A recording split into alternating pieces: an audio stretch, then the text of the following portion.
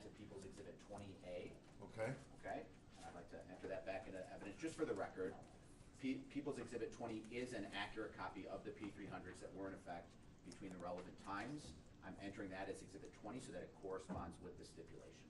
All right, so People's Exhibit 20 is all of the records or procedures, and then 20A is what you had before is the demonstrative ones? 20A is what was previously entered into evidence. We'd like to keep it into evidence for the record. Okay, All right. that's fine. Now, with respect to the demonstrative. Just to be clear, I think they're withdrawing it as an evidentiary exhibit. Yes. Right. They're asking the court to hold it for the record only. Right, okay. Thank you. With respect to the demonstrative exhibit, Judge, we've done a few things, and I got your copy right there. Okay. If you take a look just at page 1, and then if you take a look at the next page, that'll be 1A. Mm-hmm. So page 1 would be the initial P300s that were put into evidence. Page 1A would be the appropriate P300s. We've done this system all the way up through where we were with Ms. Ruzicka. I think you'll find that they're almost entirely identical. Okay. But what had happened, Judge, and let me first of all apologize for the delay, not only to you, Your Honor, but also to the parties. What had happened is we had issued a number of subpoenas to DCFS, and in a number of subpoenas we requested the P300s that were in place in 2008. One of the copies that we received was the P300s in place at the time, just after the events of this case, and they're slightly inaccurate. But I think what you'll find with one exception that I'm going to clear up with Ms.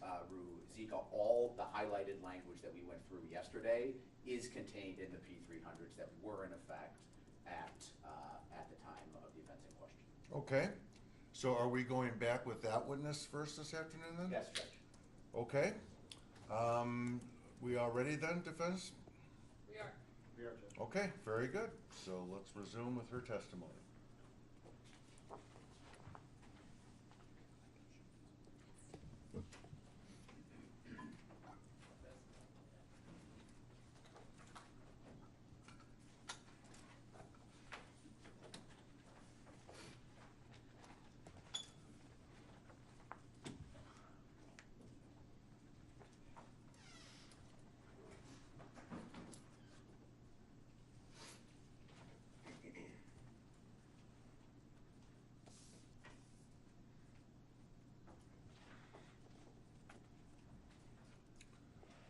All right, ma'am, and you understand that you're still under oath? I do. Okay, so have a seat. Sure. Okay, Ms. Ruzicka. Yes. In your time at DCFS, have the P300s changed? Oh, yes. Okay, and how often do they change approximately?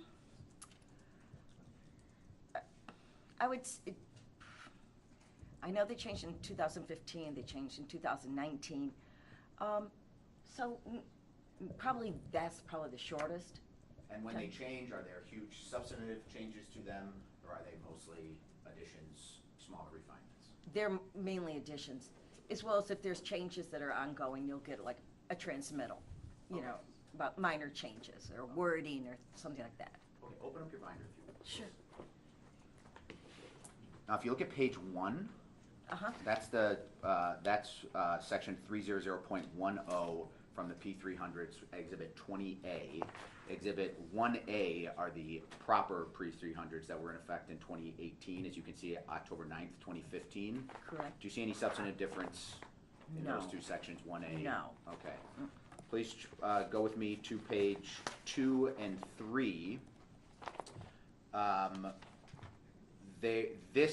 These were the sections that we talked about yesterday. Yes. Okay, and as far as you know, there's no corresponding section for those definitions in the P300s that were in effect in 2018. Correct. Okay. If you turn with me to page 4, and then also take a look at 4A, do you see any differences in the substantive language of the highlighted sections there? No. Would you go to page 5, and then also 5A and 5B? Mm-hmm. And do you see any substantive differences there in the language between page 5 as well as 5A and 5B? They're the same. Okay. Page 6. and 6A. Do you see any substantive differences in the language there? No. Okay. Please go to page 7, or the back of page 7, as well as 7 and so take a look at page 7, take a look at page 8, and then compare those to page 7A and 8A. And please feel free to take your time and let me know if you see any substantive differences between those two sections.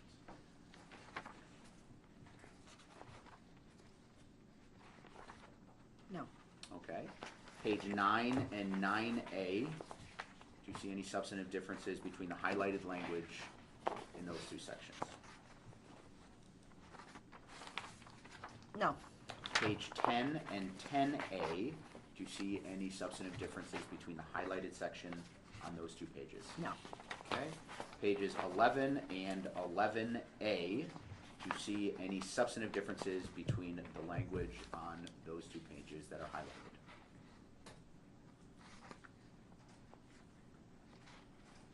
No. Okay.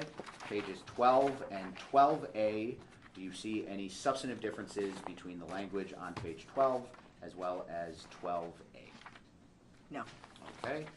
And if you would, the back of page 13 and 13A, as well as look at, with respect to the back of page 13, just look at that section I subsection 1. Do you see any substantive differences there? No. Okay. Now if you would go down to I subsection 2, and then also flip to page 14, and look at I subsection 4, and then compare that to 14A. Do you see any substantive differences there? Not substantive. No. Okay. Take a look at pages 15 and 15A. Do you see any substantive differences in the language on those two pages? No. Okay. Please take a look at pages 18 and 18A. Yes. And would you tell me if you see any substantive differences between the language on those two pages? No. All right. And 20 and 20A. No. A little bit different though, right? But that's substantive. How it's sort of organized? Yes. But in terms of the language, do you see any substantive differences there? No. Okay. Pages 21 and 21A.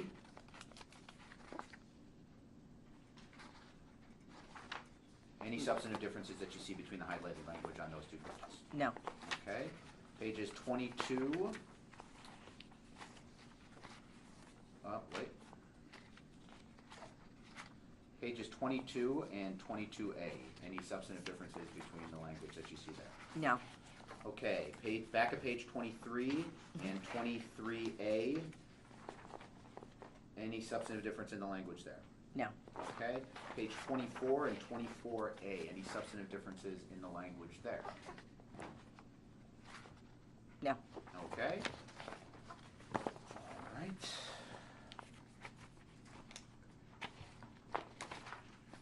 Would you turn with me to page 30 and compare that to 30A?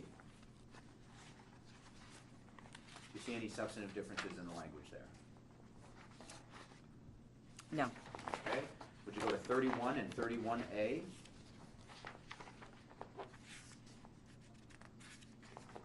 And then 31B as well. Take a look at that. Okay. Do you see any substantive changes in the language between 31 and 31A and 31B? No. So the highlighted section. No. Okay, thank you. Page 32 and 32A.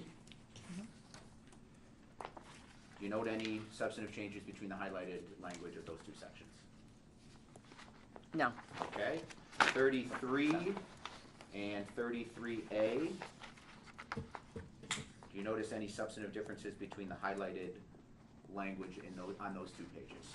No. Okay.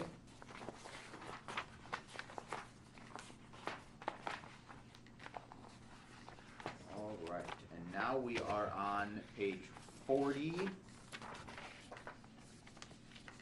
And would you compare that to 40A, 40 and 41A? Do you see any substantive differences in the language? Well, hold on, excuse me. Will you look at the back of page 40, Okay. as well as page 4, what's marked 41? Okay. All right, and then would you compare that to 40 and 41A? And do you see any substantive differences there? No. Okay. Would you look at page 40 and 42 and 42A? No changes. Okay. And then 43 and 43A, do you see any substantive changes in the language there?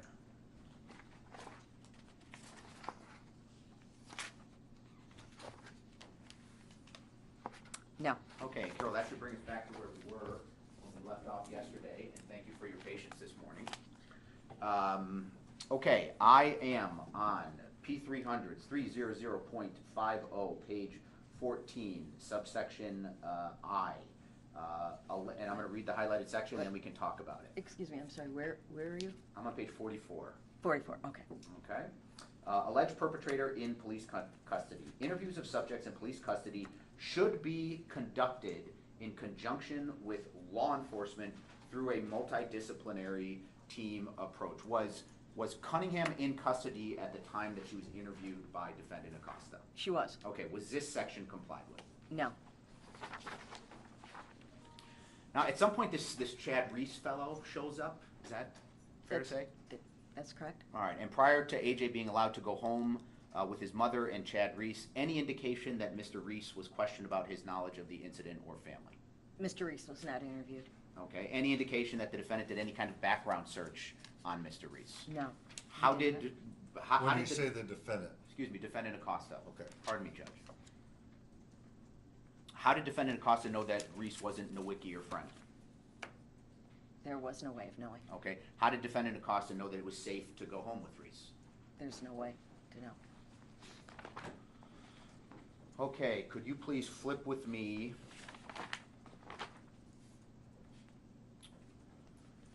to page 45? Okay. All right, and let me just read you the highlighted section if I might. Obtain any medical health records of parents or caregivers. During initial contact with parents/caregivers who are listed as subjects of the report, the child protection specialist shall ask the parents/caregivers about their overall mental health, current and previous medications to treat mental health issues, type, type, dosage, prescribing doctor, reason, medication, compliance, etc., prior mental health related hospitalization, when, where, reason, length of time, etc., currently involved mental health professionals, name, contact information, last visit, etc., compliance with treatments and support systems. The child protection specialist shall refer to the CFS 440-12 investigation intact parental mental health case matrix during the interview as a guide to types of information to be obtained regarding the parents' caregivers' mental health. All information obtained from the parents and caregivers shall be documented in a contact note. When parents and caregivers discloses or information suggests that he or she or the other parent/caregiver has a known or suspected mental health issue, including treatment and or hospitalization, the child protection specialist shall ask the affected parent/caregiver to sign a CFS 600-3 consent to release of information, authorizing the child protection specialist to obtain his or her mental health records from the identified hospitals, physicians, and therapists. If a parent or caregiver refuses to sign a CFS 600-3, the child protection specialist shall request an administrative subpoena or send a HIPAA letter, open paren, CFS 600-5, request for records for these records within 2 business days of refusal. Ms. Rizika, could you tell the judge why mental health records are so important? Because it speaks to parents' mental stability. You don't want to put a kid in a situation where a parent has serious mental health health issues such that it would affect their safety. Did Defendant Acosta ever seek permission based on your review of the C sequence to obtain Cunningham's mental health or substance abuse records? No. Okay. Now, if a parent will not consent to turning over records based on the above, can the child protection advanced specialist get a subpoena for those records? Yes. And approximately how long does it take for a subpoena to be returned in your experience?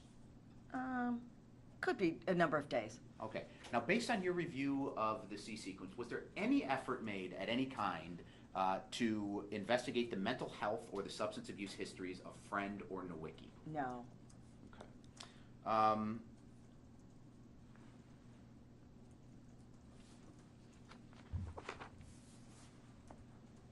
Okay, flip with me, if you would, to page 46. And I'm in Appendix 300, Procedures 300, Appendix B, page 12, subsection O and Q. The child protection specialist shall complete the domestic violence and substance abuse screens on all eligible subjects. A waiver of the above requirement, and this is subsection Q, excuse me, a waiver of the above requirements must be approved by the child protection specialist and may require approval by an area administrator. Were substance abuse and domestic violence screens completed on Cunningham? Yes.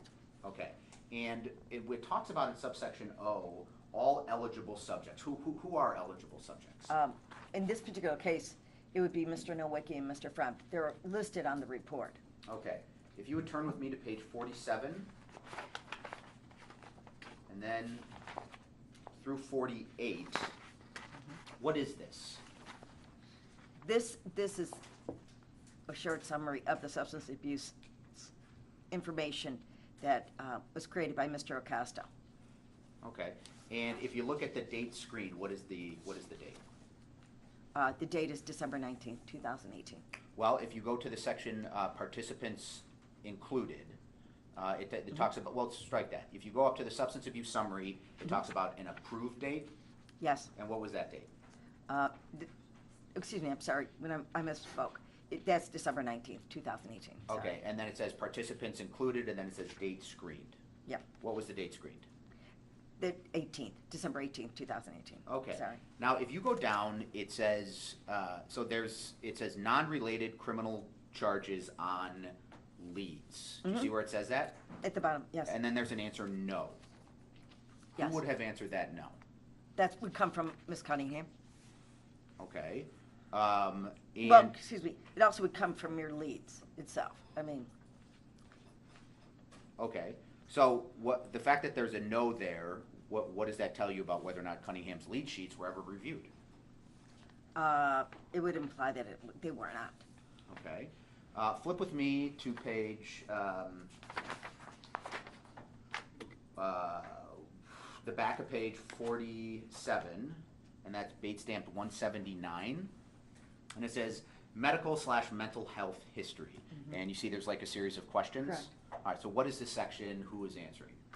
This is Ms. Cunningham's answers to Mr. Acosta when he asked her these questions. All right, and when would these questions have been asked? Probably when he screened her on the 18th of December. Okay. Quick question, are you currently on any medication prescribed for a medical condition? The answer is no. And so this, despite police reporting and it being contained in the CFW handoff document that Cunningham called to report that her Suboxone and Adderall were stolen. That's correct. Okay, so if Cunningham was lying to defendant Acosta, should that have affected her credibility during the course of the investigation? Absolutely. Okay. It says, do you have or have you ever had a mental health diagnosis? The answer is yes. Now, for a supervisor, for an investigator, what's like a natural follow-up question here? When, where, what, who? Okay. Kind of your basic questions. Did it appear anywhere in the C sequence that defendant Acosta attempted to determine what this was or obtain any of the records related to a mental health diagnosis? No. Okay. Let me just note a few things for you. Has a doctor ever prescribed medication to calm you down, help you sleep? Cunningham answers no. Have you ever taken prescription drugs such as Vicodin, Valium, Oxycontin, others that have not been prescribed to you? Cunningham answers no. And if you go down a little bit, it's under the subsection observations of a person being screened. We have unusual or extreme behavior. Who would have been answering here? So there's no's and yeses to these questions. That would be Mr. Acosta's observation of Ms. Cunningham. Okay, and during the anywhere in the C sequence do we learn what that what that unusual or extreme behavior be? No, it's not noted. Could unusual or extreme behavior, could that be a sign of drug use? Oh, yes. Could that be a sign of mental instability? Oh, yes. All right. Are you, and then person being screened, are you currently or have you been in a substance abuse or methadone maintenance treatment program? If yes, where and what? The answer is no. And who would have said no there?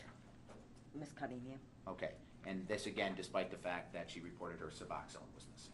Correct. Okay. Go to Bait stamped 180, and that is page 48 in the binder. Have you ever felt you should cut down on your drinking and or drug use? The answer is no. And let me note the next one for you. Have people criticized your drinking and or drug use? The answer is no. And then the next one is, have you ever felt guilty about your drinking or drug use? Who would have been answering those questions? Miss Cunningham. Okay. So turn with me, if you would, to page 49 of your binder. And for the record, this is the A sequence from October 17th of 2013, which is a few days after AJ was born. And let me just read the highlighted section. Investigative plan. Report came in for number 65, misuse by neglect. It was reported that Mother Joanne gave birth to a boy. Both mother and child were tested positive for opiates and benzo. Mother has a history of heroin use. Mother admits to using 3 narcos before coming to the hospital. Mother denied heroin use during her pregnancy. Her 13-year-old lives with his grandmother. So this appears to show benzodiazepines and opioids were in AJ's blood, right? Correct. All right. It also appears to show that Cunningham admitted to using Norcos and Suboxone. Correct. All right. And benzo, is that, what are benzos? Do you know? I believe they're depressants, but I'm not sure. Okay.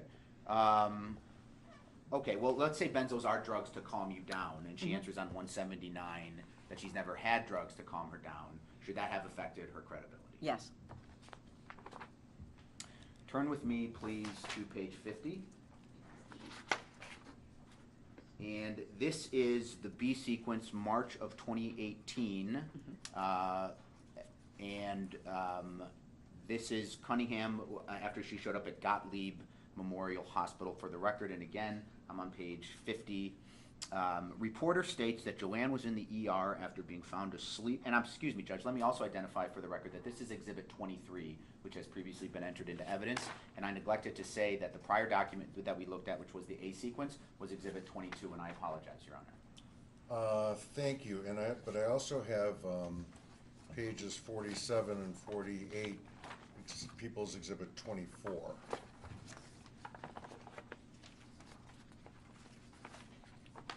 It says page 14 of 36, the next one in pencil 47. Okay. Page 47. The bottom it says People's Exhibit 24. That's a mistake, Your Honor. It's not 24 then? 47 and 48, no, that would be, is that 24? The C sequence. That's the C sequence, yes, that's 24. It is 24. Yes, I apologize. Okay. Yes, it is.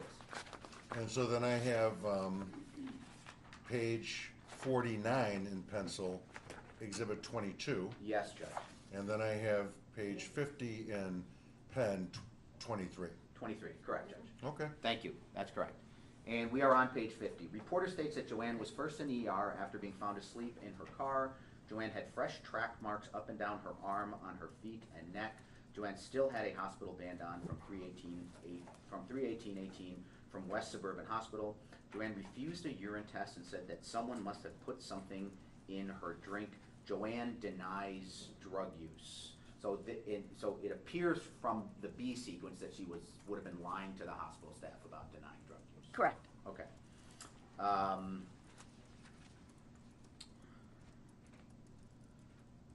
Should the ER records from Gottlieb Hospital, which would have been from March of 2018, should those have been acquired as part of the C sequence investigation and reviewed? Yes, they should have. All right. Now, based on your review of the C sequence, was any effort made to obtain those documents? No. Okay. Judge, I'm on page 51, and this is Exhibit 23, which is the B sequence, and if you would,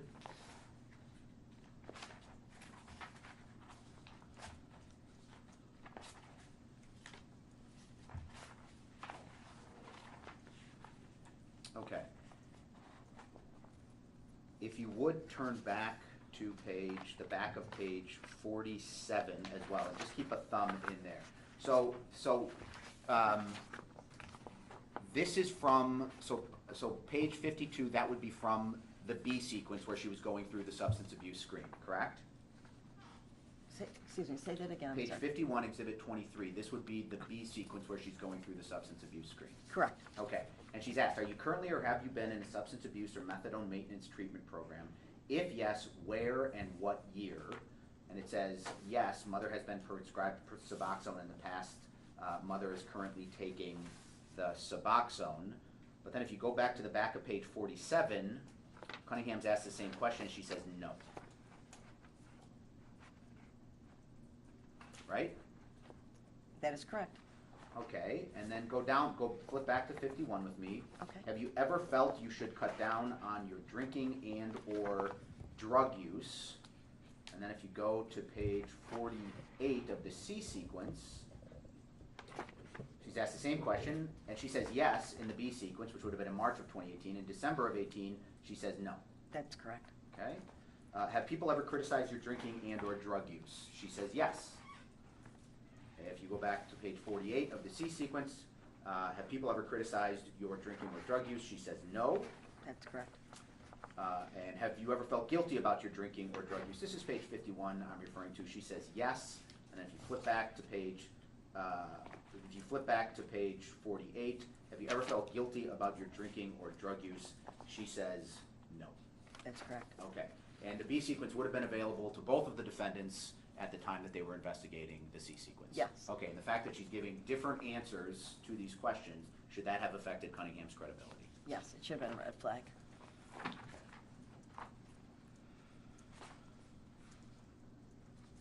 All right, I'm on page 52. And this is exhibit 23, which is the B sequence. And I'm going to read the highlighted section for you. She admitted that she relapsed in March. She has no reason why or that there were any stressors at any time. She admits that she went to the suburbs to get the heroin on March 18, 2018, and ended up at the first hospital. She admitted that she used again and ended up at Gottlieb. Joanne said that she was okay when she got into the car to take a guy home, but then started having other effects. She thinks that she was given another drugs because the guy tried to have sex with her. She went into a 5-day detox at Norwegian American Hospital. And then it gives the address, 1044 North Francisco Avenue, Chicago, Illinois, 60622. It gives the phone, and then it says, from there she was linked up with Sundance for counseling and methadone. She goes there every day, Sundance Methadone Treatment Center. So it sounds like Cunningham admitted in the B sequence to relapsing. She did. Okay, so when she had told hospital staff that she had not been using drugs, that was a lie. Correct. Okay. So she went into Sundance Methadone Treatment Program. Should the records of the Sundance Methadone Treatment have been acquired as part of an investigation into the C sequence? Yes. And could you have just used the addresses and the phone numbers that were provided in the B sequence that should have been pulled to have acquired those documents? Yes. Okay. Based on your review of the C sequence, any effort made to acquire the Sundance Methadone records? Okay, flip with me, if you would, to Exhibit 25. These are the hospital records from Gottlieb Memorial Hospital that were previously entered into evidence. I'm on page 53 of the demonstrative exhibit, and I'm going to read the highlighted section. Patient presents to ED with a C-O, altered mental status. Patient was found asleep in her car. She states, someone put something in my drink this morning. She denies IV drug use. She states she had one drink this morning. Paramedics report that the patient was seen at the outside hospital yesterday with the same presentation, found asleep behind the wheel of her car. Patient has no complaints of fever, chills, headaches, chest pain, shortness of breath, and abdominal pain. Should these documents have been acquired as part of the C sequence Yes. investigation?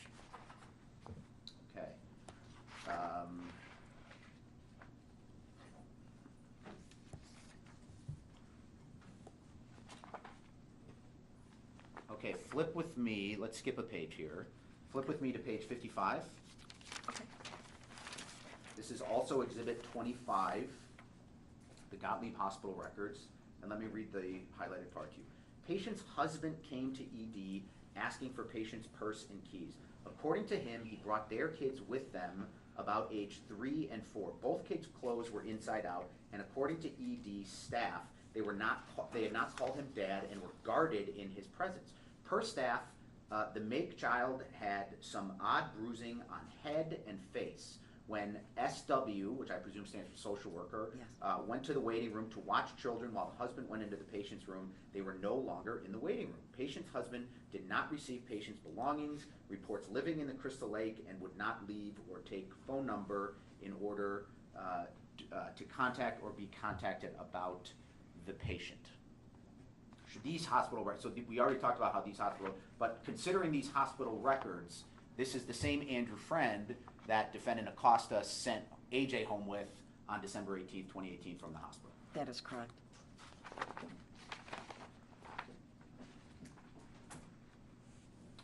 Okay, turn with me to page 56. This is Exhibit 27,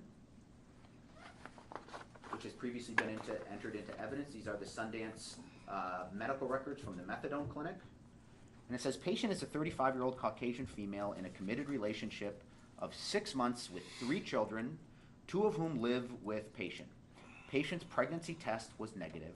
Patient presents with physical SX of opioid withdrawals, back and leg pain, neck pain, stomach cramps due to her self-report of 6 years of opiate use. Patient reports most recent use of heroin was this morning at 3 a.m., 1 bag IV, with recent typical use of 12 bags IV. Patient reports most recent use of crack cocaine last week, ETOH 3 months ago, benzos a few months ago, RX methadone 2 weeks ago, RX Suboxone last month, and ecstasy a few weeks ago.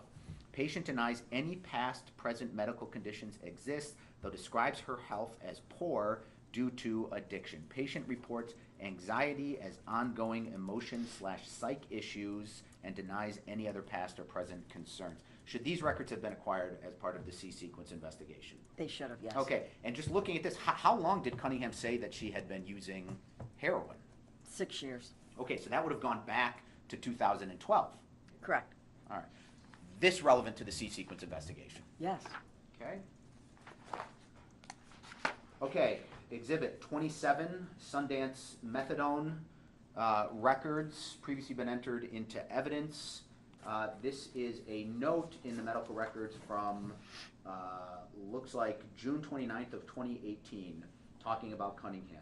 Patient discharged June 29th, 2018 due to 14-day no-show absence, prognosis poor due to transportation issues, ongoing illicit use, lack of recovery support, and no-show status. Would this have been relevant to the C-sequence investigation? Yes. Okay. Now, if you go to page 58, that's People's Exhibit 14.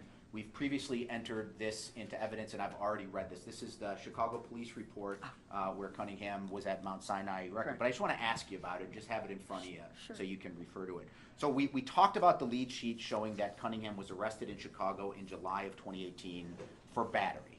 Correct. Okay, and a police report should have been sought. Yes. Okay, now if this police report revealed during the investigation that Cunningham as well as Nowicki were at Mount Sinai Psych Unit, should then those hospital records have been sought as part of the C-sequence investigation? Yes. Okay, based on your review of the C-sequence, were they? No. Okay, I'm on what's previously been entered into evidence as People's Exhibit 28. I'm on page 59. Okay. And these are the Mount Sinai Hospital Medical Center records for the record. And let me just read the highlighted section, and then we can talk about it. The patient, when initially seen on the unit, was not able to sustain a full conversation due to being very sleepy and sedated and kept on falling asleep. From what is known, the patient is a resident of Crystal Lake, Illinois, and it is not clear how she ended up in this neighborhood. At one point, it is mentioned that she had come here looking for drugs. The patient was in the emergency room reporting that she is feeling extremely depressed and despondent and was feeling suicidal and wanted to walk in front of a bus. The patient reported that the main reason why she was feeling suicidal was that after a period of sobriety of unknown length of time, the patient had once again relapsed on heroin in the last month. The patient has visible track marks and has been using it on a daily basis. Useful information to the C sequence. Yes, Okay, and these are from July of 2018. they were. Okay.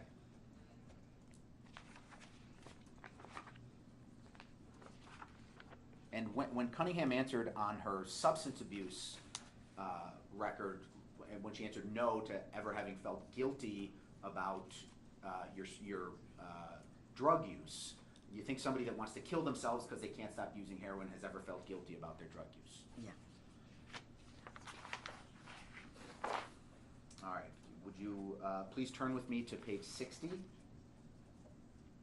And these are bait stamped 182. 61 is 183, and 184 is exhibit 24, and bait stamped, excuse me, and is the back of page 61, pardon me. Would you tell the judge what this is? This is domestic violence screen that's done on all parties, or should be done on all parties. Okay. And when is it done? Usually. Usually, it's early in the investigation, oftentimes at time of first contact if possible. Based on your training and experience, is there a link between domestic violence and child abuse? Yes, All right. Are DCFS agents trained on this link? they are. Okay. And this is the domestic violence screening for who? Miss Cunningham, All right. And when did it appear as though it was done? on December 18, 2018. Okay. So that would probably have been at the Crystal Lake Police Department. I would believe so, yes. All right. And in the significant indicators section, do you see that? Uh-huh, I All do. right. Let me just read a few questions and then we'll talk about it. So there are third-party reports of domestic violence, and who is answering in these indicator section? Who would be answering those prompts or questions? This is Miss Acosta, or excuse me, Miss Cunningham. Okay. Could it also be Defendant Acosta as well? Yeah, both. Mm-hmm. Okay. And so significant indicators is, it says, there are third-party reports of domestic violence. The answer is no. And then for the question, is there criminal history of assault or damage to property through leads? The answer there is no. Were either of those appropriate? No, they're not. Why not? Because both the domestic violence and the assault and damage to property is verified in the leads. Okay, and then jump down to the question, there has been self-reported incident or incidents of domestic violence. The answer is no, and again, just based on leads, was that appropriate? No.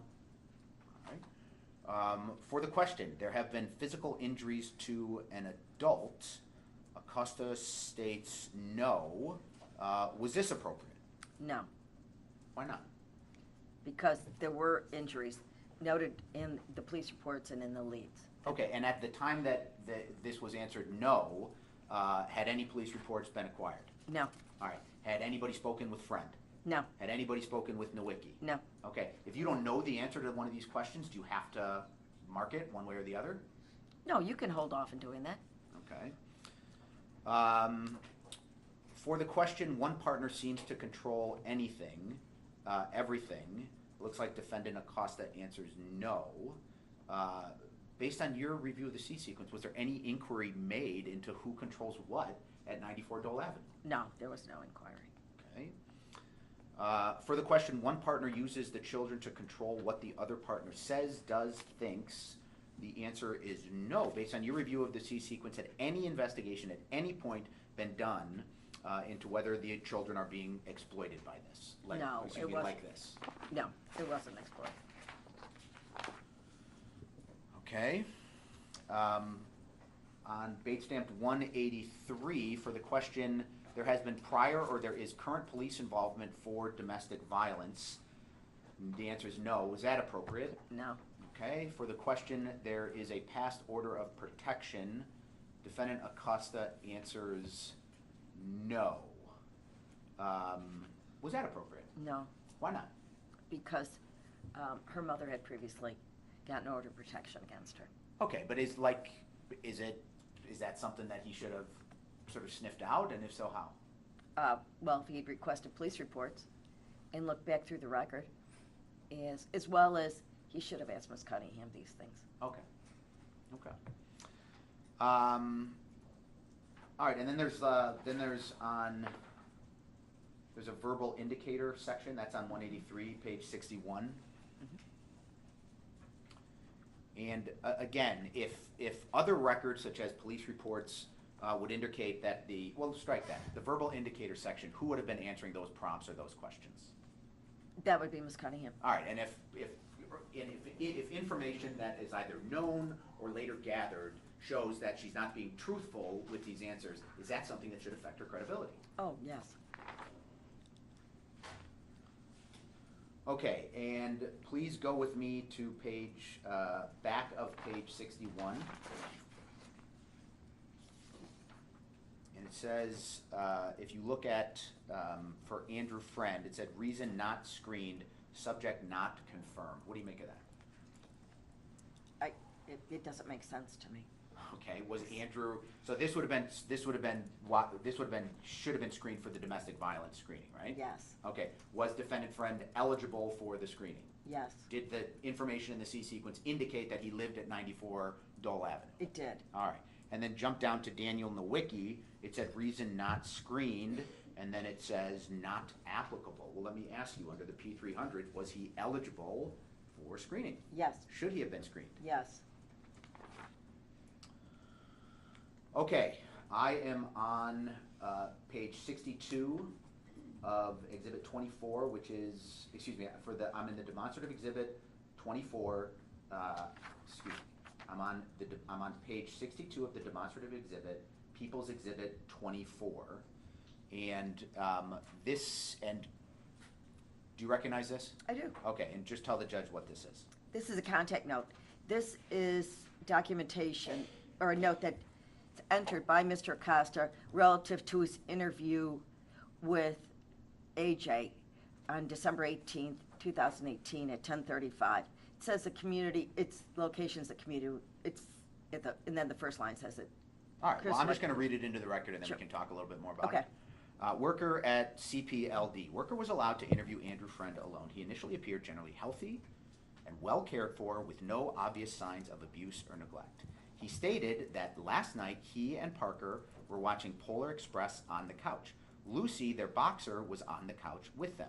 Worker observed and photographed a large bruise on Andrew's right side and asked how Andrew got the bruise on his side. He stated that Lucy put her paw on me, close quote. He denied that he or Parker were playing with or otherwise engaging Lucy. He tried to tell Mom last night. Now, what time did this interview take place? 10:35 a.m. All right. And would you flip back with me to page 39 of your demonstrative exhibit?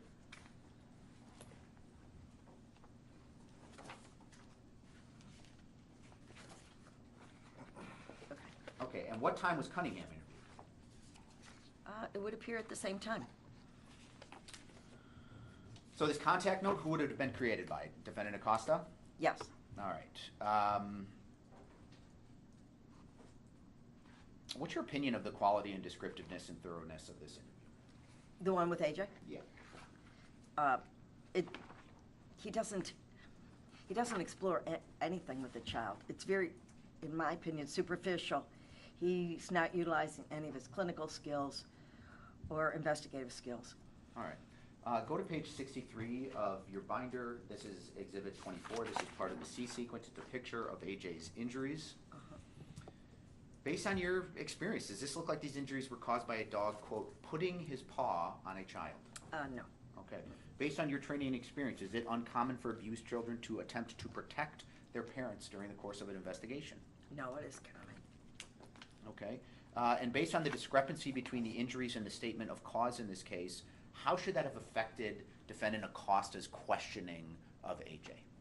He should have take it a step further. He could have even gone as far as contacting the local Children's Advocacy Center and having the child forensically interviewed. All right. Did Defendant Acosta ever ask AJ to demonstrate how the dog caused the injury? No. Did he appear to ask him how hard the dog had hit him? Nope. Should he have? Yep. Yes. Did it appear as though Defendant Acosta explored other possible explanations for the injury with AJ? No. Should he have? Yes. Did it appear as though Defendant Acosta asked AJ how he was disciplined in the home? He did not ask. Okay. So based on AJ's statement, it looked like there was one witness to this event, and that was Parker, right? Correct. All right. So how important would it have been to have spoken with Parker? Very important. All right. Now, would you please turn to page 64 of your binder? And let me read the highlighted section to you, and then we can talk about it. Forensic interviewers and working with child advocacy centers. Child protection investigators play an important role with their child advocacy center as part of a multidisciplinary team approach. If possible, a multidisciplinary team approach to an investigation is preferred. And let me read one more section to you, and that is page 65 of the binder, People's Exhibit 20. And it says, however, the child protection specialist should not interview the victim if per local protocol the case is forensic interview FI eligible or the victim is a child with developmental disability. The child protection specialist shall refer the involved child to the local CAC for all FI forensic interviews as soon as possible if one has not already been conducted. Do you know what the Child Advocacy Center is? Yes. Could you tell the judge, please? The Child Advocacy Center, McHenry County, for example, has their own. It is a place where it's very warm and welcoming. It's a place where children can be forensically interviewed by people that are forensically trained on how to get information from them. Again, it puts them in a safe environment where it's, like I said, warm and nurturing. The other purpose of this is so that the kids just have one interview. It's so they don't have to keep repeating their story to multiple people as well. Okay. In this setting, in this sort of forensic interview setting with a trained professional, in your experience, you find children are more likely to tell the truth? Yes. In 2018, did McHenry County have a multidisciplinary plan in place for interviewing children at the CAC? They did. All right. And if that plan, and should that plan have been followed? Yes. Okay. In the C sequence, any contact note or explanation as to why it was, quote, not possible to use a multidisciplinary approach in this case? There's no mention of it. Okay. Is a forensic interview more or less important when a child has given conflicting statements? It's even more important. Okay. Is a forensic interview more or less important when an emergency room doctor examining the victim recommends it? That would make it quite important. Please turn with me to page 66 of your binder. This is Exhibit 20. The Procedures 300, 3.50, page 8. And let me read this section, and then I'd like to talk with you about it. The child protection specialist shall ask each child if there is an extended family member, other adult or caretaker with whom the child feels safe or whom the child is important or special. The child protection specialist shall conduct an interview with the persons identified by the child. The interviews shall focus on the child's family life, needs, strength, as well as the child's safety. These interviews shall be documented in a contact note. Based on your review of the C sequence, was this done for either Parker or AJ? No. Okay. Please join me on page 67 of your binder. This is People's Exhibit 20. And this is Procedures 300, Appendix B, page 10. And it says, required activities. Observe and photograph the environment where the harm occurred and create a timeline. Are interviews with the victim an important part of creating a timeline? Yes. Please turn with me to page 68 of your binder. This is also People's Exhibit 20, procedures 300.60. And it goes on to page 69. So let me read the highlighted section, and then I'd like to talk with you about it. The Child Protection Specialist shall establish a timeline describing what happened at least 24 to 48 hours immediately preceding the injury or incident of abuse or neglect. Timelines are essential to determining how an injury or incident occurred. The timeline should begin when the child was symptom-free. When the timing of the injury or incident is unclear, the Child Protection Specialist may need to establish a time frame longer than 48 hours in order to determine the cause of the injury or incident. It is important to document what happened after an injury or incident, especially how the child and adults responded after the injury or incident. The timeline should document the following information provided by each interviewed individual. When discrepancies exist, the timeline should include each witness's separate account of disputed information. Number 4, when the child first demonstrated symptoms of injury and description of those symptoms. Number 5, each place the child was placed or observed by caregivers during the 24 to 48 hours before the injury occurred and the approximate time. For example, show me where the child was, show me the position of the child was in, ask for photographs, ask to photograph the caregiver, demonstrating how the child was placed. Number 6, each place the child was observed by witnesses, including other children, during the 24 to 48 hours before the injury occurred and the approximate time, e.g. show me where the child was, show me the position the child was in. Number 7, the child's condition each time the above person saw the child. Number 8, the name of the name of the adult who was caring for the child when the persons last saw the child. Ms. Rizika, based on your review of the C sequence, was AJ or Cunningham asked to describe what happened 24 to 48 hours preceding the injury? No. Based on your review of the C sequence, were Cunningham or AJ asked to describe what happened after the injury? No. Were they asked how they responded? No. Were they asked to demonstrate how AJ first began to demonstrate the strike? That's a bad question. Based on your review of the C sequence, was Cunningham or AJ asked when AJ first demonstrated symptoms of the injury? No. Based on your review of the C sequence, was Cunningham or AJ asked about each place AJ was observed 24 to 48 hours before the injury? No. Based on your review of the C sequence, was Cunningham asked about AJ's condition each time she saw him in the 24 to 48 hours leading up to the injury? No. Based on your review of the C sequence, was Cunningham asked about the last time she saw AJ prior to the injury? No. Okay. Please turn with me to page 70. Excuse me. This is People's Exhibit 20, P300s 300.60, page 7.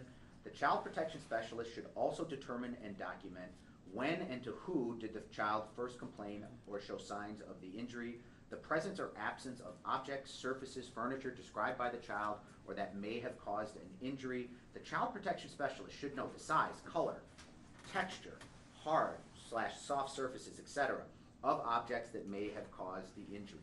Scene reenactment should be conducted when needed to further assess the credibility of explanations of the injury or incident. The Child Protection Specialist should ask the child, caregiver, and witness to reenact parts of the timeline, such as the progression of the actions and positions of involved subjects and objects at the scene by using dolls or demonstrations. Based on your review of the C sequence, was Cunningham or AJ asked about when AJ first began complaining of the injury? No. Based on your review of the C sequence, was Cunningham or AJ asked about the presence of the dog? No. Were Cunningham and AJ asked about objects such as footballs that could have caused this injuries? No. Based on your review of the C sequence, did defendant Acosta attempt to do any reenactment of the scene? No. Not even at the police station? No. Not when he went to the house the next day? Correct. I'm on page 71. This is People's Exhibit 20, subsection H. Interview in person and individually all other adults and verbal children in the alleged perpetrator's household. Nonverbal children must be thoroughly observed and assessed. Please go with me to page 72. This is People's Exhibit 24, page stamp 188. And this looks like it's a contact note from defendant Acosta referencing Parker's interview. That's correct. Okay. I'm going to read it for you, and then we'll talk about it. Worker at CLPD. Worker was allowed to interview Parker Friend with Andrew in the room. Worker made several attempts to engage Parker, but he would not. He would lean over a chair and hide his face. After several attempts, Worker discontinued his efforts. He appeared generally healthy and well cared for with no obvious signs of abuse. Any attempt to get Parker to the CAC? No. Was it a good idea to interview Parker in front of AJ? No. Why not? Because, again, sort of the same thing you asked me about interviewing children in front of parents. You shouldn't do it. One could influence the other. Okay. Turn with me to page 73. And this is the contact note referencing Cunningham, Bait Stamp 190, People's Exhibit 24, which we've previously talked about. Just a couple things in here that I want to highlight. It says, mother agreed to immediately go to immediate care to have Andrew's injury examined by a doctor. And then it says, worker, after consultation with supervisor, informed CLPD that DCFS would be allowing PC to lapse and children could be returned to mother. So prior to calling the DCFS hotline, had the police taken protective custody of AJ? They did. Okay, They had. Okay, and what is protective custody? Protective custody is, in this particular case, the police took it. They were so concerned about having the child to be with the parent. The department has 48 hours in which to determine or make a decision to keep that or let it lapse. Okay. And would you turn with me to page, would you turn with me to page 74?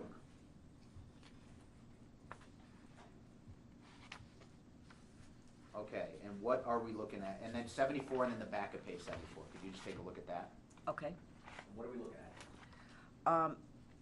This is, at the top part, it's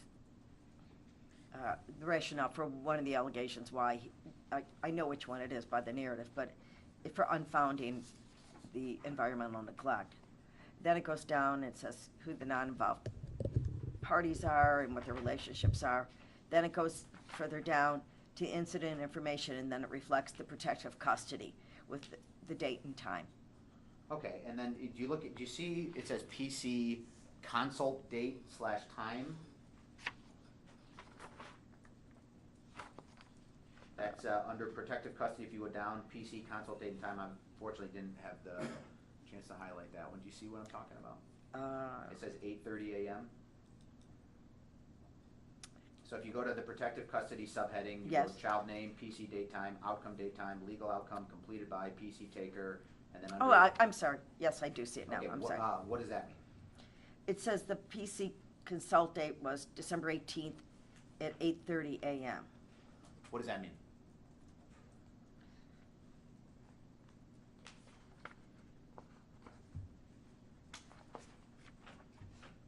That should be around the time the protective custody was taken, but that, Does that make sense? no, it doesn't Why make not? sense to me. The time of it doesn't make sense. Because they're having a consult before Before there's any anybody's even information. seen anything's that even Uh-huh.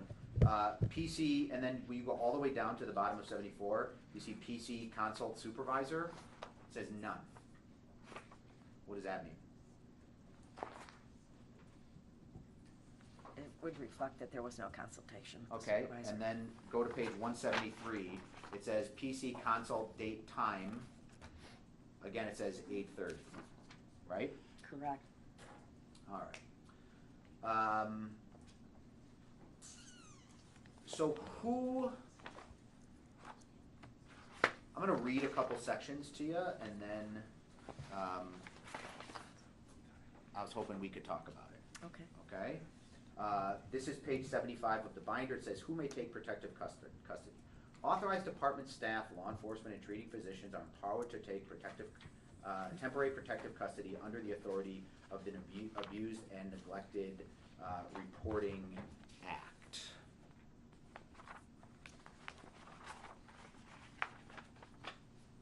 And then it says, this is page 76 of Exhibit 20, subsection of the P300s, 300.120.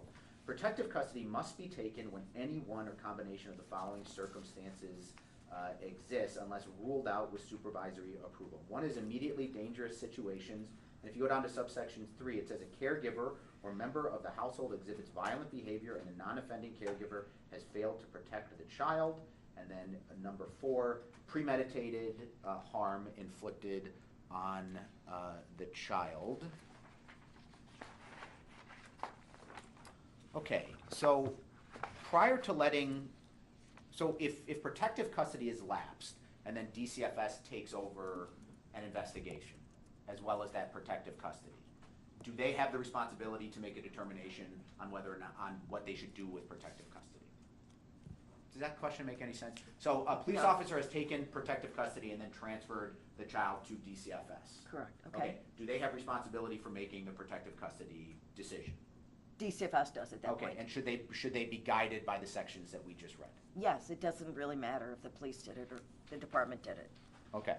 So prior to letting protective custody lapse in this case, had Cunningham been asked about her knowledge of AJ's injury? No, Had Friend or Nowicki been interviewed? no, Had Friend or Nowicki been ruled out as subjects? no, Had AJ been examined by a doctor? no. Had Parker been interviewed? Attempted. No. Okay, but had he been interviewed? No, Okay. Had the house been inspected? no, Had criminal histories been reviewed for Friend, Nowicki, or Cunningham? no. Okay. And so based off the information, so what should Defendant Acosta and Defendant Polovin have done when they got to the Crystal Lake Police Department with respect to protective custody? Like, can you, let me strike that question. Can you maintain protective custody while you're investigating a case? Oh, yes, it lasts for 48 hours.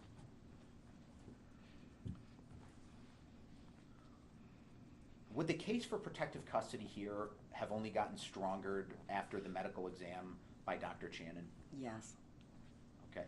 Would the case for protective custody have only gotten stronger after a review of the A and the B sequence? yes. Is it like a close call thereafter? Not in this case, no. Okay.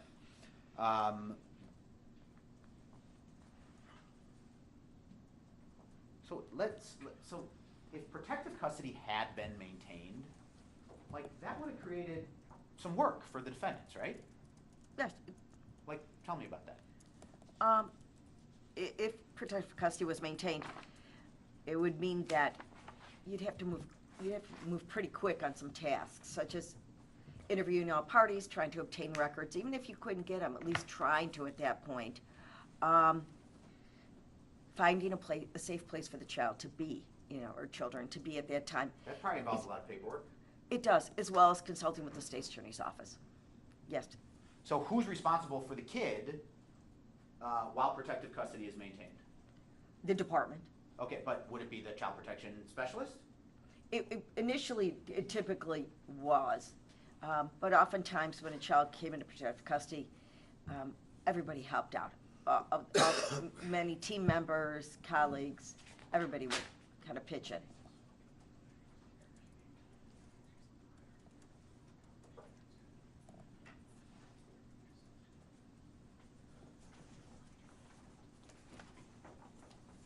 Judge, may I just have a quick one? You may.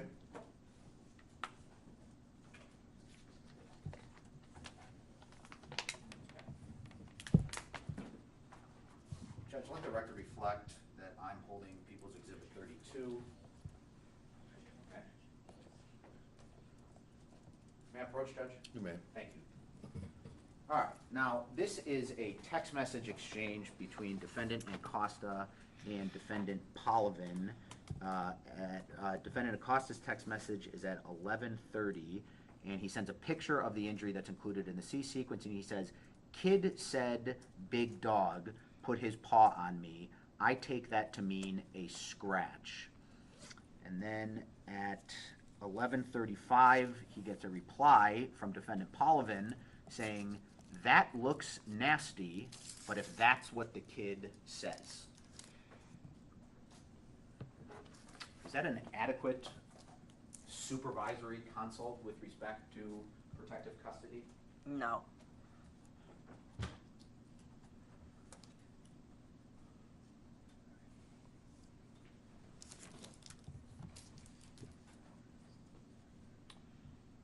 What's a supervisor's role regarding protective custody?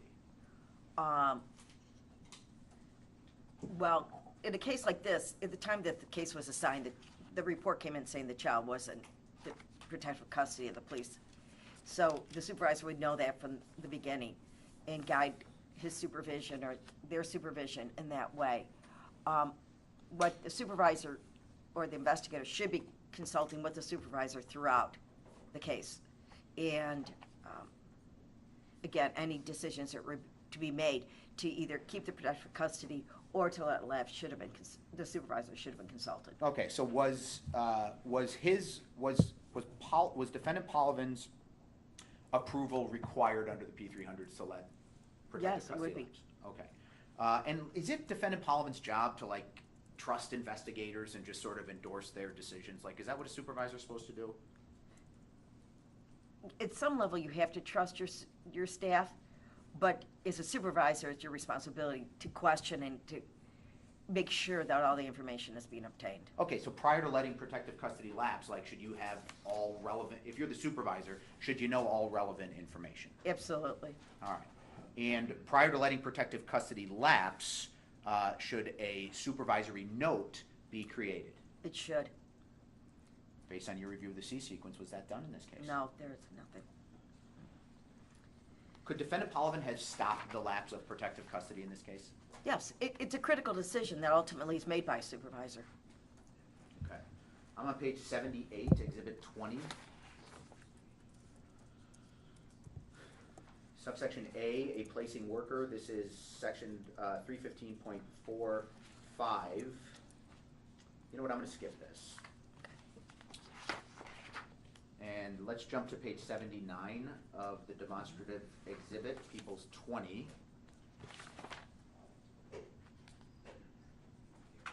Let me ask you this. When taking protective custody, if a child has previously been placed, if protective custody has previously been taken, and then it's taken again, who do you start with in terms of taking protective custody? Do you mean if the child had already been in the care and custody of the Yeah. department? That would be the logical person, go first to them. And that's what procedures say, to whoever, the relative, foster parent, whatever. Relatives have priority usually over non-relatives, but you have to go back to the foster parent. Okay. Now, if a child is taken into protective custody, does the state's attorney's office need to be notified? They do, Why is that? because they have to file the petition to bring Okay, it I'm on forward page- for temporary custody. I'm sorry. I'm on page 79 Oh, sorry. of the Okay. People's Exhibit 20, and subsection J, filing the petition. The child protection specialist shall initiate proceedings to obtain a shelter care hearing under provisions of the Juvenile Court Act within 48 hours of taking protective custody, excluding Saturdays, Sundays, and holidays. The child protection specialist shall request and/or file a petition for shelter care hearing with the state's attorney as soon as possible after taking protective custody. The child protection specialist may contact the office. Slow down a little bit. Yeah, thank you, Judge. I apologize. The child protection specialist may contact the Office of Legal Services for consultation and assistance as needed when requesting a petition. So so that goes through the state's attorney's office. It does. Okay, please turn with me to page 80. This is People's Exhibit 20, section 300.10, subsection A. A medical exam is required in the following allegations of abuse and neglect unless waived by the supervisor, and for allegations 11 and 61, which is what we have in this case, right? Correct. All right, and was a medical exam required in this case? It was. Okay. Now turn with me to page 81, People's Exhibit 20. The child protection specialist is expected to attend all medical examinations of children who are alleged victims of the reports unless the child protection supervisor has been consulted and waives the specialist's presence at the exam.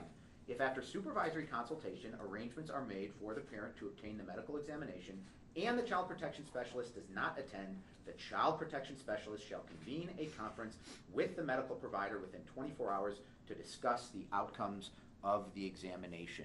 Based on your review of the C sequence, did AJ have a medical examination? He did. Did Defendant Acosta attend said medical examination? He did not. Based on your review of the C sequence, was his presence ever waived by his supervisor at the medical examination? No, it was not.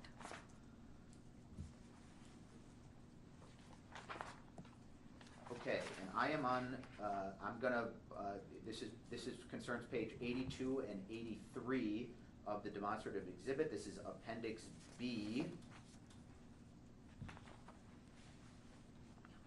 That's not right. Actually, I'm just gonna go to, I'm gonna go to 83 Okay.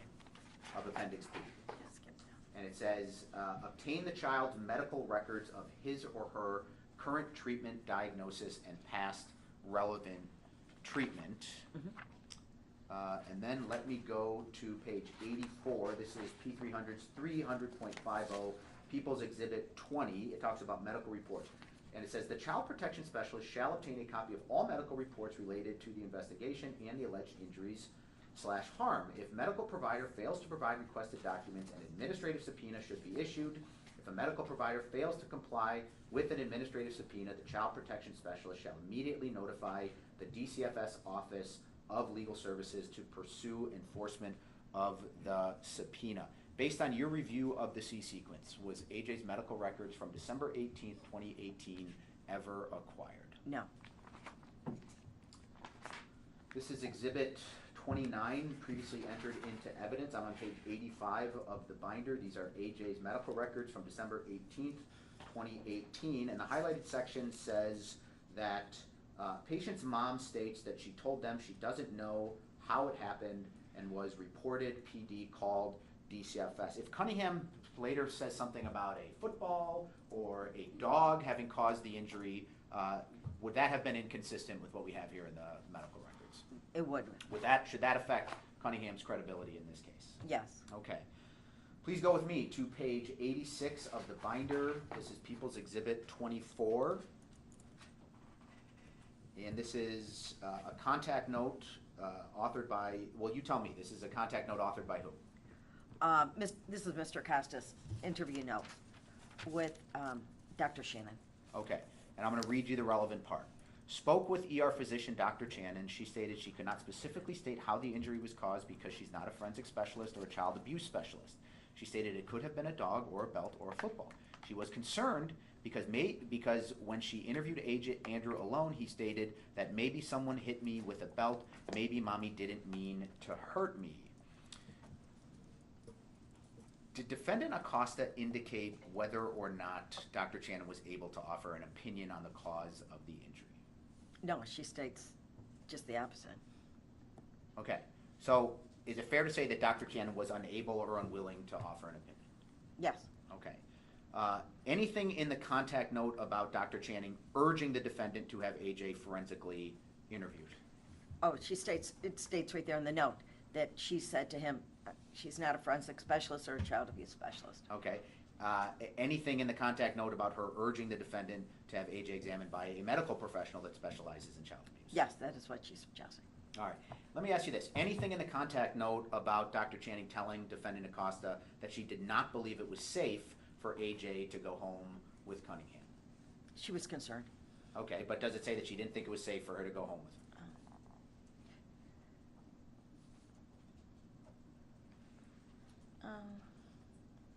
She doesn't come out and say that she doesn't feel it's, in this note, that it's not safe. Okay. Okay, I'm on page 87. This is Exhibit 24.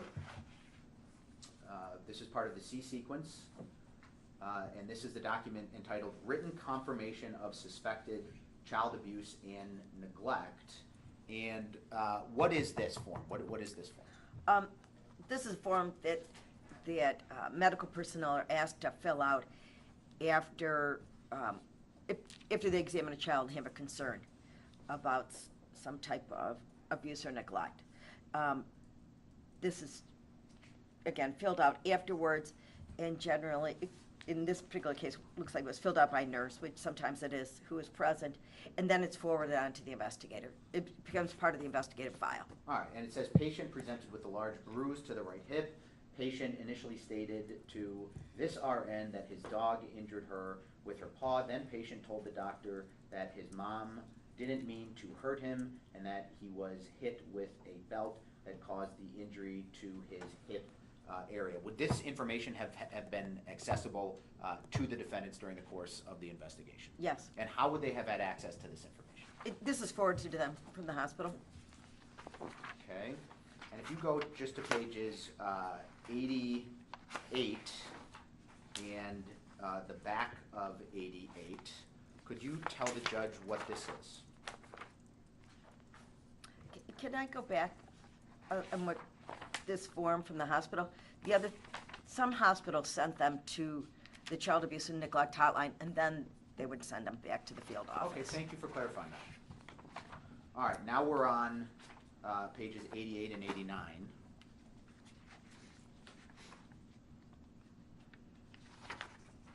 Okay, so look at page, this is base exam 216, page 88, and it says mother and child stated it was caused by their dog, Boxer Bree, striking and scratching a child. Right, well that's inconsistent with the other statement of Ms. Cunningham in the medical records. Correct. Okay, then if you go to the back of page 89, you see where it says dog dash horseplay versus belt? Correct. Okay, and then it says lip fell against the wall. Correct. The kid seems pretty injury prone, pretty accident prone. Is that concerning?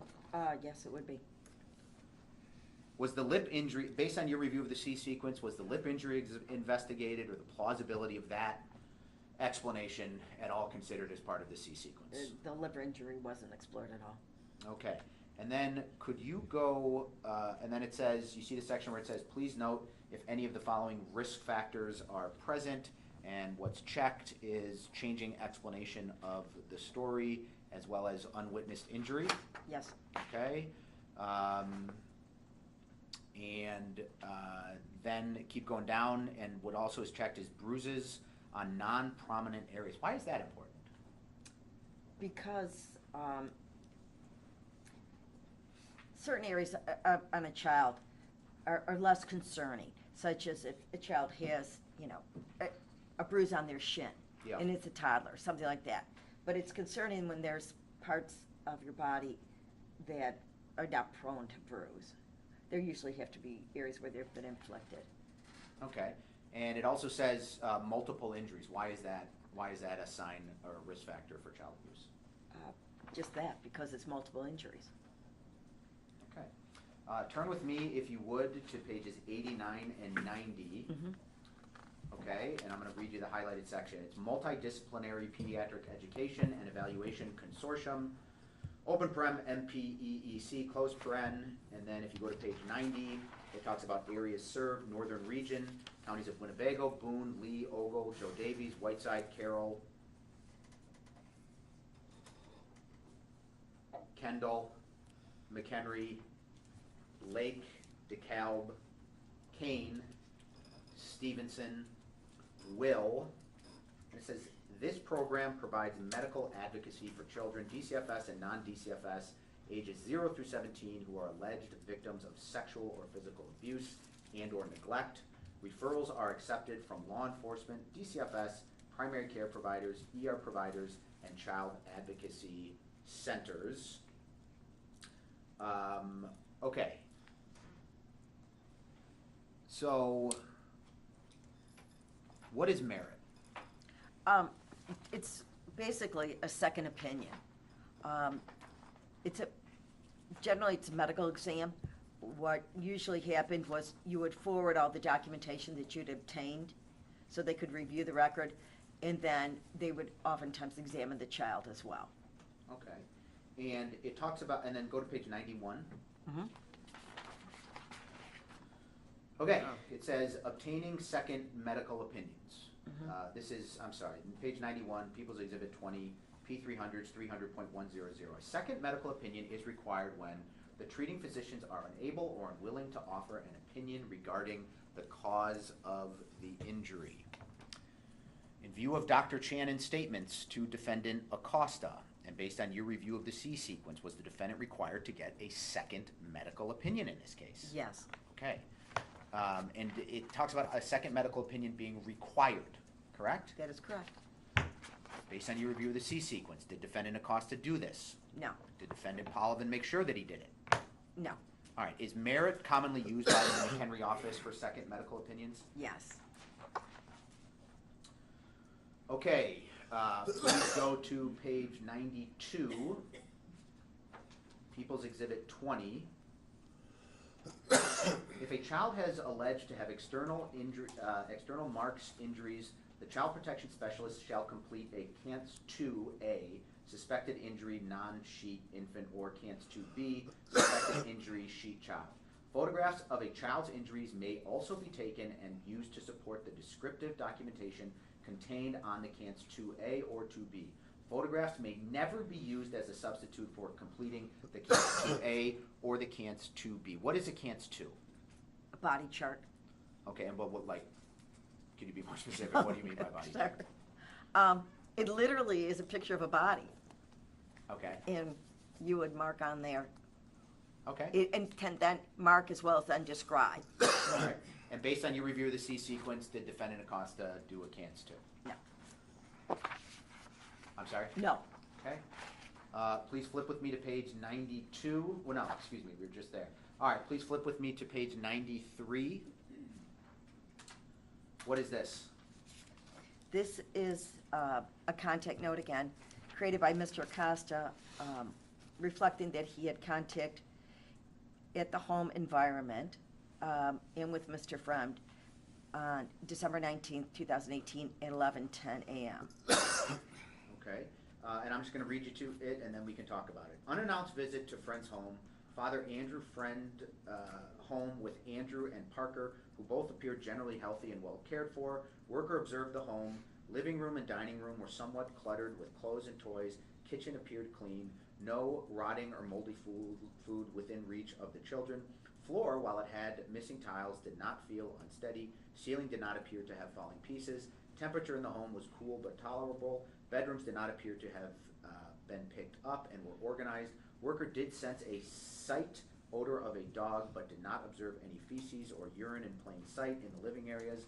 Mr. Freund stated that he picked the children up at the hospital around 9:30 last night. He denied that he or mother used any corporal punishment other than an occasional spanking with their open hand over the children's clothes. He also denied that mother is currently using heroin. While he is working long hours during the week, he has not observed anything concerning in the home. Why are unannounced visits important? To capture people in their element so that they don't have a chance to, for lack of better, stage things. Okay. Or, give you the impression that they feel you want. Like, was this visit unannounced? No. Well, it says it was unannounced, but he had told Mrs. Cunningham he was going to come out to the home. Okay. And based on your review of this contact note or the C sequence, did it appear as though defendant and Costa investigated whether the house had been cleaned up? No. Okay. Based on your review of the C sequence, was Friend ever asked about urine or dog feces on the floor? No. Based on your review of the C sequence, was Friend asked about mice or other form of infestation? No. Should he have been? Yes. Did it appear as though defendant Acosta questioned Friend about whether he was responsible for the abuse? No, didn't address it. Any indication in the C sequence that defendant Acosta even considered Friend as a suspect? No. Should he have done so? Yes. Based on your review of the C sequence, it appears as though defendant Acosta questioned Friend about AJ's inconsistent statements to Dr. Channon. No. Should he have? Yes. Based on your review of the C sequence, it appears as though defendant Acosta questioned Friend regarding a timeline of AJ's injuries. No. No mention. Should he have? Yes. And it's sort of a strange situation, right? You have a husband, a wife, and a boyfriend who are all living together. Based on your review of the C sequence, did defendant Acosta ever ask any questions or inquire about how the living arrangements may have impacted the welfare of the home? No. Based on your review of the C sequence, did it appear as though defendant Acosta questioned Friend about the dog? No. How rowdy it was? No.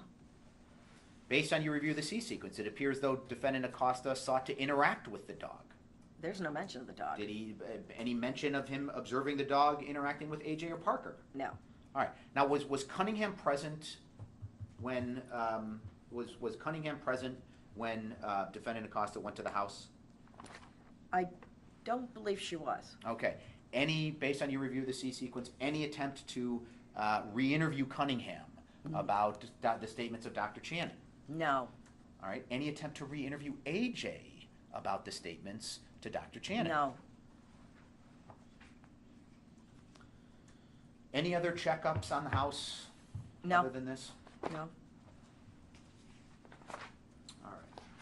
I'm on 94. Subsection H, this is People's Exhibit 20. Subsection H and P. H says, interview in person and individually all adults and verbal children in the alleged perpetrator's house. Nonverbal children must be thoroughly observed and assessed.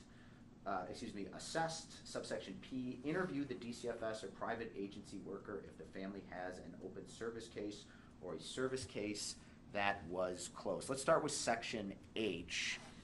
So it was defendant Acosta's responsibility to interview all household members. That is correct.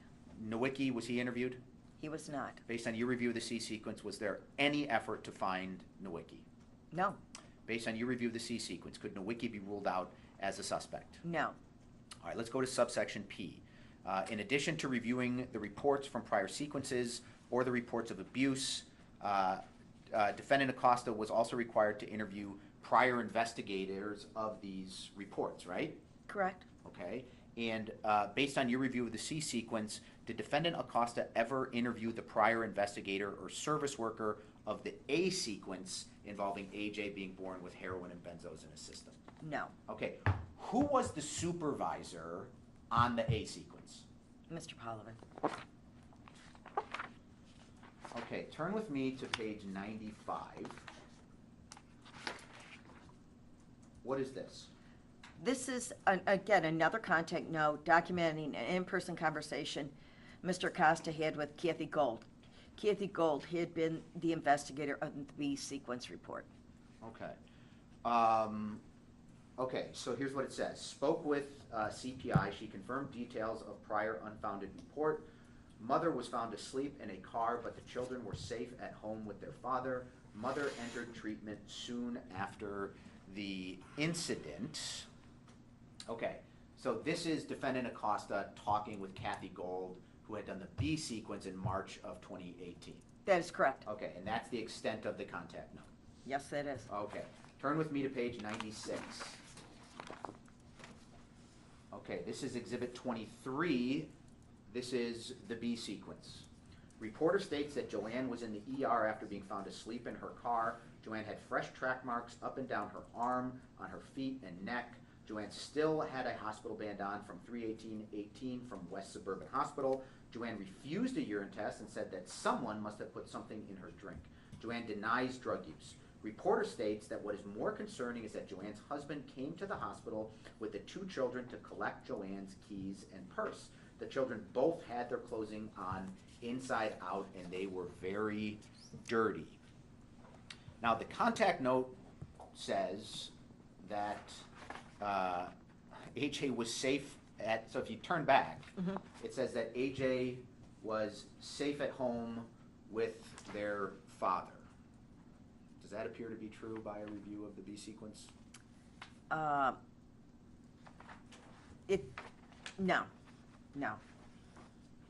Okay. Well, let me keep reading. It says, Okay. the older boy had odd bruising to his face and forehead. The reporter states in the nursing notes that the children seem to be very guarded with their father. That would Is that suggest what it says? Yes. It would suggest that they did not feel safe with their dad. All right. Based on your review of the C sequence, had defendant Acosta made any documentation about acquiring the B sequence and actually reading it? No. In the contact note with Kathy Gold, any mention of the fact that Cunningham had track marks running up and down her arms? No.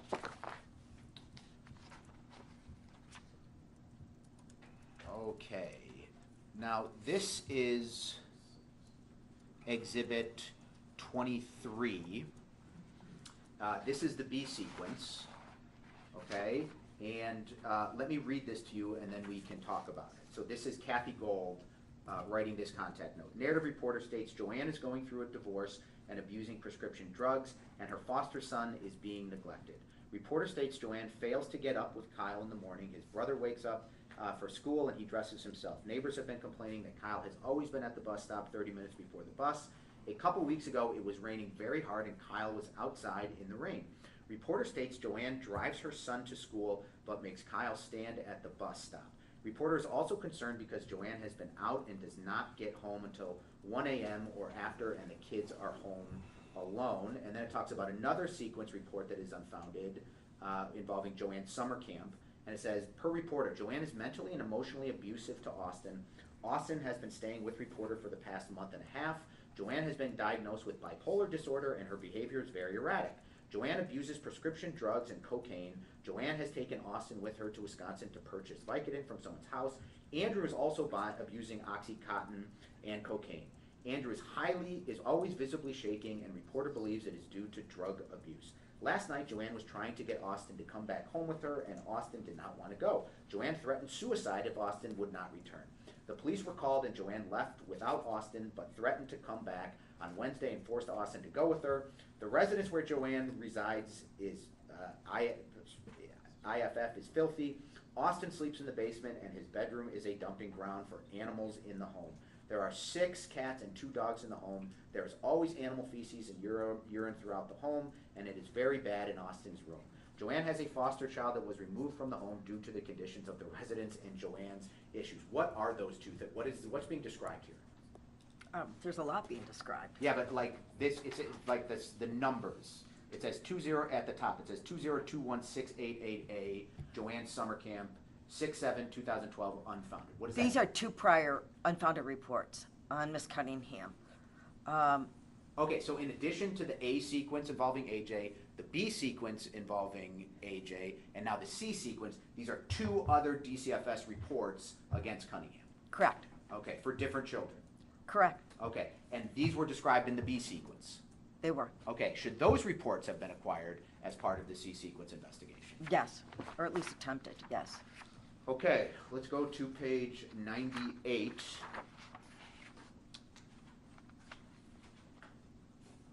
And 99. It says required contacts. All contacts and attempted contacts must be documented in a contact note within 48 hours. And then it says K.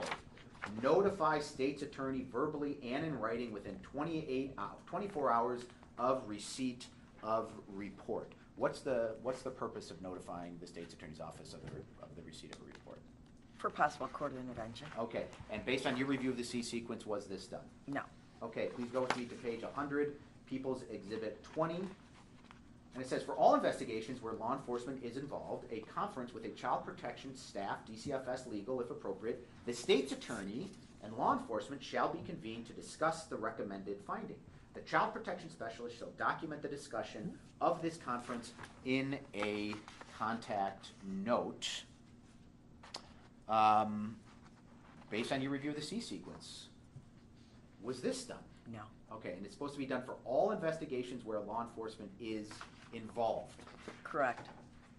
Okay, and did you know one Julia Almeida? I did. Who was she?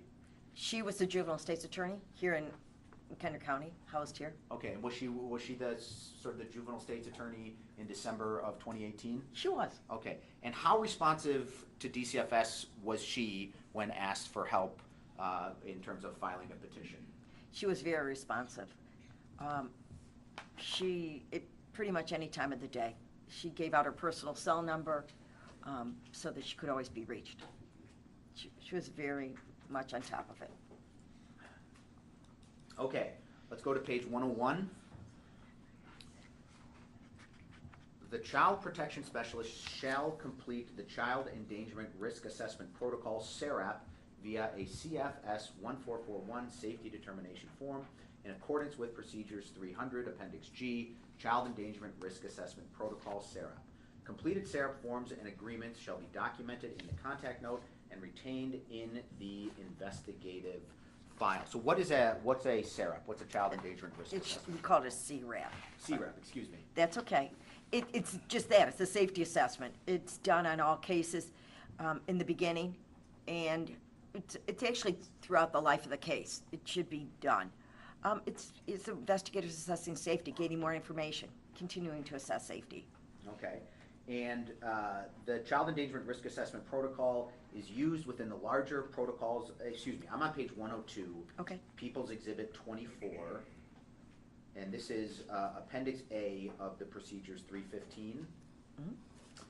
And, okay, the Child Endangerment Risk Assessment Protocol, SARAP, safety assessment, is used within the larger protocols of CPI and CWS practice. Sure. It is a life of the case protocol designed to provide workers with a mechanism for quickly assessing the potential for moderate to severe harm immediately or in the near future, and for taking quick action to protect children. Workers utilize the protocol to help focus their decision-making to determine whether a child is safe in their home environment, and if unsafe, deciding what measures or actions must be taken to ensure the safety of a child. So go with me to the next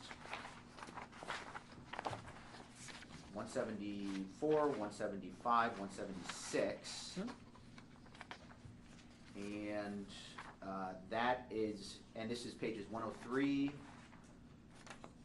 back of 103, 104, and back of 104. What is this document? This is a CRAP. This is a printed copy of the CRAP. Okay, and if you go to base stamp 175 for me, Uh-huh. who would have completed this assessment?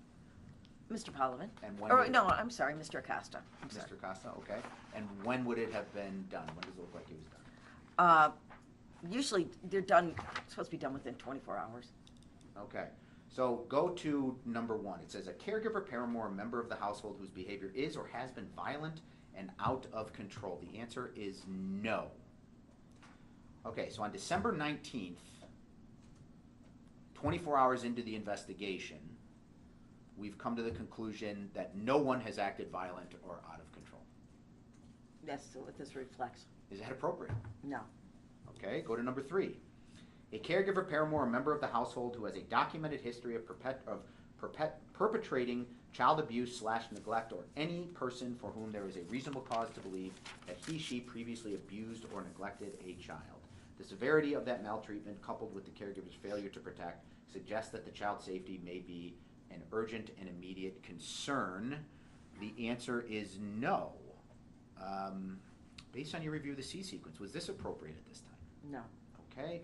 Number 6, child is fearful of his or her home situation because of people living or frequenting the home. Based on your review of the C sequence, had there been any investigation done into who actually frequented the home? No. Number 7, a caregiver, paramour, or member of the household describes or acts towards the child in a predominantly negative manner. Based on your review of the C sequence, had any investigation been done into how Cunningham, Nowicki, or Friend acted towards AJ or Parker? No. It wasn't explored. Okay. All right, I'm gonna have to stop you right now. It's 3:15, and I promised everybody would have a mid-afternoon break. So I'm gonna comply with that promise. So we're gonna take a 10-minute break.